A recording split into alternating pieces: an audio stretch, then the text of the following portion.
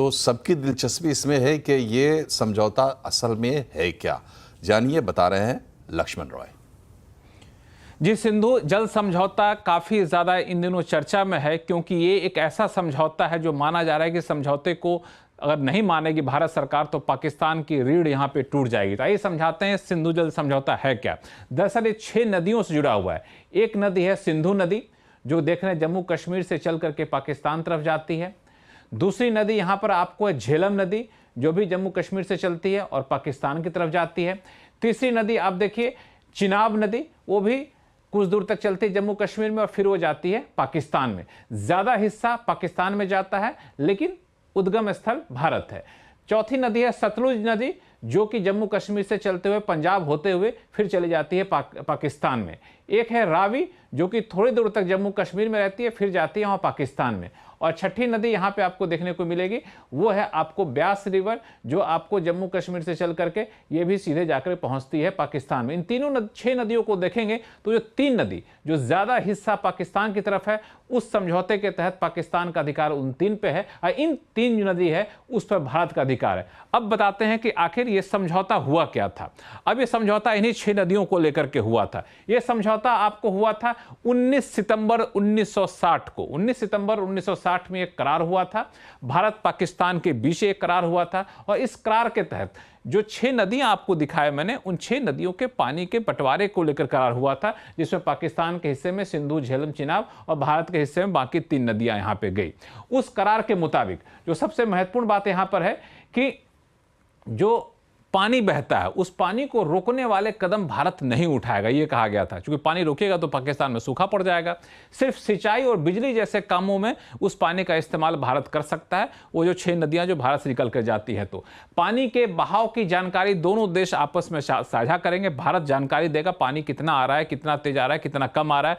बाढ़ आने वाला है तो बाढ़ की एडवांस में जानकारी भारत देगा पाकिस्तान को। इस समझौते के तहत ये तय किया गया था, ताकि वहां पर कोई दिक्कत ना हो, पानी के बेहतर बंटवारा, बेहतर रख रखाव कर लिया जाए। और इसमें अब आपको जानना जरूरी है कि इस समझौतों के एम्बियंस में रखने से या पालन नहीं करने से पाकिस्तान को नुकसान क्या होगा। सबसे बड़ी बात यही सरकार की कोशिश है। सबसे पहले बता दूं कि पाकिस्तान को जो है सालाना 154.3 मिलियन एकड़ फीट पानी की सप्लाई इन नदियों से होती है।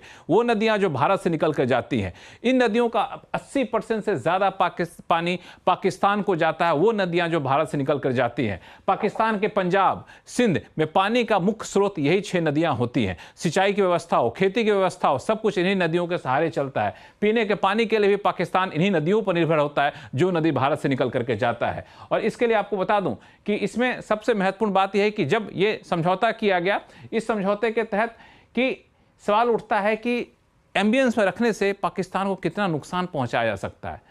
आप ये मानते हो कि नदियों को रोक दिया जाएगा, तो कितना संभव है रोक पाना, ये आपको बताता हूं। तत्काल पूरी तरह से नदियों का पानी रोकना संभव नहीं है। इतना हम कर सकते हैं कि पाकिस्तान की तरफ जो पानी जा रहा है नदी, उसके बहाव को घुमा दें, अपने यहाँ सिंचाई में इस्तेमाल करें, तो वहाँ पानी जाने वाली जो मात्रा है वो कम हो जाएगी। लेकिन कई सारे बांध बने हुए हैं, जैसे चिनाब नदी पर अहम बांध है जो पानी के बहाव को घटाने में सक्षम है। यानी पाकिस्तान की तरफ जो पानी जा रहा है उसको रोकेगा तो नहीं, लेकिन कम जरूर कर देगा। जैसे चिनाब नदी पर बगलिहार बांध बना हुआ है, उड़ी बांध बना हुआ है, जहां से बिजली पैदा होती है। भारत सरकार चाहे तो वहां से पानी को रोक सकती है। चिनाब नदी पर सलाल बांध बना हुआ है, जिसका पहला चरण पूरा हो चुका है, वो भी पाकिस्तान की तरफ जाने वाले पानी का फ्लो कम कर सकता है। चिनाब नदी पर रातले बांध बना हुआ है, जो बन रहा है, निर्माणाधीन है, जो मई 2026 में अगले साल तक पूरा होने की संभावना है। झेलम नदी पर किशन गंगा बांध है, यह भी काफी महत्वपूर्ण है, यह काफी संवेदनशील माना जाता है। इसके अलावा सिंधु नदी पर नींबू बाजगो बांध है। ये सारे बांध ऐसे हैं जिस पर समय समय पर पहले भी पाकिस्तान आपत्ति उठाता रहा, पाकिस्तान डरता रहा इन बांधों से कि ये बांध बना रहा है भारत, कल होकर पानी रोक देगा तो बड़ी दिक्कत हो जाएगी। और आज वो समय आ गया जब भारत ने ये कदम उठाया है, फैसला लिया है कि इस समझौते को एम्बियंस में रखेंगे, यानी जरूरी पड़ने पर हम इसका पानी का सप्लाई रोक देंगे, हम जानकारी साझा नहीं करेंगे, बाढ़ आएगी तो हम नहीं बताएंगे। तो ये ऐसी बात है जो पाकिस्तान को आर्थिक तौर पर उसकी रीढ़ को हिला सकता है। जी, तो बहुत बहुत शुक्रिया लक्ष्मण जी आपका। तो चौतरफा एक्शन आप देख रहे हैं चल रहा है पाकिस्तान के खिलाफ। पहलगाम में जो हमला हुआ है उसके बाद सुरक्षा बल भी एक्शन मोड में है। पहलगाम के घने जंगलों